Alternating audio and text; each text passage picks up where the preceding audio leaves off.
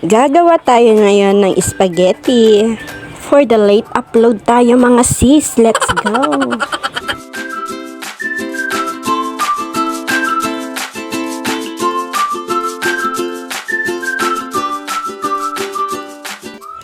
So first, sinalang na muna natin yung ating kawali na may mantika. Magpainit muna ng mantika at maglagay ng bawang, sibuyas, and then yung ating ground black pepper at saka yung ating ground beef or pork. Pwede na.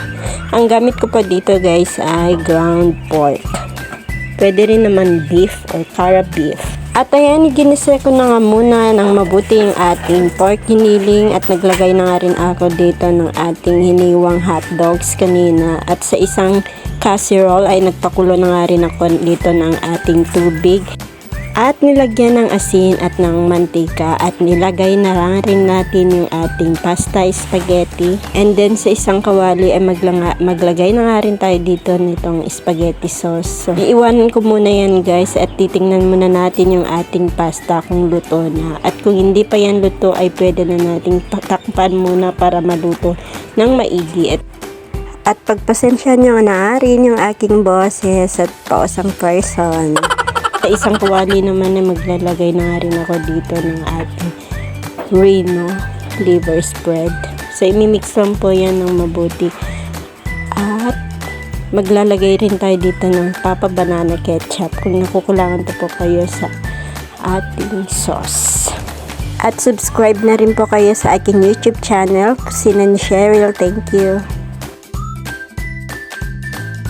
At syempre, maglalagay din tayo dito ng Alaska crema and then yung ating condensed milk. Konting condensed milk and depende sa inyong taste. Or gusto niyo ng matamis-tamis, pwede lang din dagdagan ng condensed milk. So, ayan, mix lang po yan ng mabuti. So, okay na nga yung ating spaghetti sauce, mga kakusina. At atin nang hahanguin. At okay na nga rin, luto na nga rin yung ating spaghetti pasta. And then, naglagay na nga rin ako dito sa aking mangkok. At maglalagay na nga rin ako dito ng ating spaghetti sauce. So, yan, napaka-creamy ng ating spaghetti. Maglalagay rin tayo dito ng ating parmesan cheese. Optional lang po to guys, kaya naman, pwede lang naman hindi.